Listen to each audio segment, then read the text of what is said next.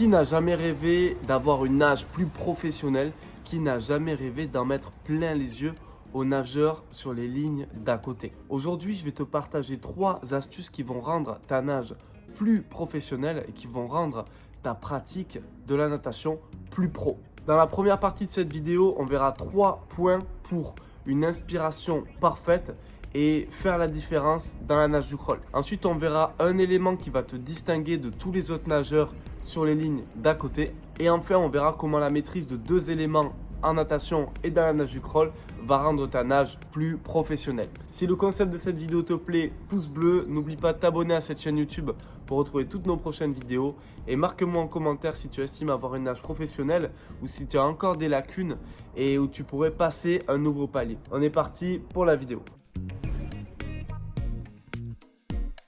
En 1, il y a 3 points à respecter pour avoir une inspiration professionnelle dans la nage du crawl et je vais te les donner. Le premier point, c'est de garder ton bras en appui devant, épaule proche de l'oreille au moment de l'inspiration. Le point numéro 2, c'est de garder ton battement actif, voire même de l'accélérer et de le frapper à la surface au moment de l'inspiration. En effet, souvent au moment de l'inspi, on a tendance à avoir un bras qui tombe et les 2 jambes qui s'éloignent. Et en maîtrisant ces 2 premiers points, tu pourras aller chercher le 3e point d'inspiration qui va rendre ta nage plus pro, c'est-à-dire sortir une seule des 2 lunettes de l'eau lors de cette phase de ta nage. Point numéro 2, on va parler du point noir de tous les triathlètes, le battement. Tu dois essayer de t'entraîner en battement, quitte à répéter des longueurs avec une planche dans les mains ou un pull buoy dans les mains. Et l'habitude de ce battement va te permettre d'accompagner ta nage du crawl et d'amener un nouveau moteur dans ta nage. Un beau battement dans ta nage du crawl, serré, régulier, frappé à la surface, va te permettre une nouvelle propulsion, un meilleur équilibre dans ta nage et l'accompagnement de ta période de glisse. Tu peux retrouver ma dernière vidéo sur les battements juste là-haut. Mets en place un battement solide, efficace, dynamique dans ta nage du crawl et tu feras la différence sur tous les autres nageurs des lignes d'à côté.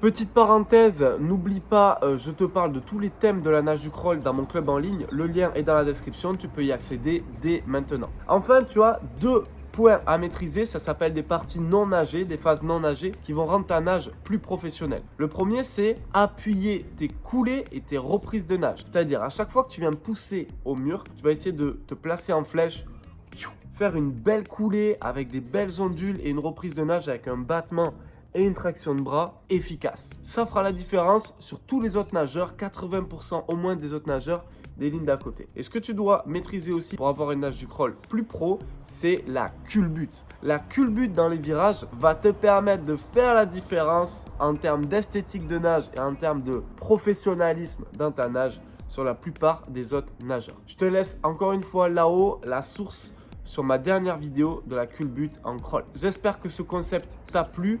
Le principe, c'est d'essayer de mettre en place ces 3 phases sur tes prochains entraînements pour avoir une nage du crawl plus pro. Marque-moi en commentaire si tu vas essayer de mettre en place ces 3 thèmes, une belle inspiration, un beau battement et couler culbute dans tes entraînements. Et n'oublie pas de t'abonner et ton pouce bleu pour montrer ton soutien à cette chaîne YouTube. Et moi, je te dis à la prochaine pour des nouvelles vidéos. C'était Malcolm. Ciao!